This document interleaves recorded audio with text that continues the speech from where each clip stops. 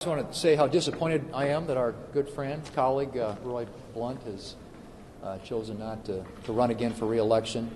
Real loss for the Senate. He has been a difference maker here, a leader in the Senate. And Roy and I came together in the House back in 1996, 25 years ago, and served there for several years where he became the whip. He's always been a leader in both the House and the Senate. And on so many issues and so many levels has really contributed to the success that our country has seen over the past few decades. And so grateful for his service, and we'll miss having him. We look forward. We've got a couple years to continue to work with him on a lot of challenges. There's a lot to do out there. And let me just sort of pick up where the leader stopped, and that is to say that the $1.9 trillion bill that the President will soon sign is something that is dramatically larger by several dimensions than it needed to be. We could have done a targeted bill. We could have done a fiscally responsible bill.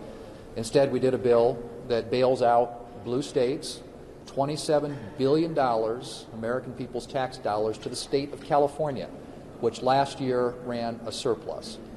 Checks to illegals and inmates. A lot of the folks that are going to have the benefit of all this money are going to be people who actually, whether you're in prison or whether you're illegal, I think most hardworking Americans would think that that's probably not a good idea to be writing checks to people who aren't here legally. And you look at all the money that's spent on whether it's schools, most of which doesn't get spent until the out years. 5% gets spent this year, 95% in years like 27, 28, which hopefully, we're hoping the pandemic's going to be long gone by then. But I just think there could have been something that we could have agreed on that would have provided additional money for vaccines. Vaccines is the most important thing that we can do right now, and instead the Democrats went down a path that literally had payoffs for all their special interest groups. They had the multi-employer pension plan bailout. That was an $86 billion price tag in this bill. And like I said, when the American people find out all the goodies that were tucked in there for special interest groups, I think they're going to decide, notwithstanding the fact that they might be getting a $1,400 check, that this was a real boondoggle and a bad use of their tax dollars.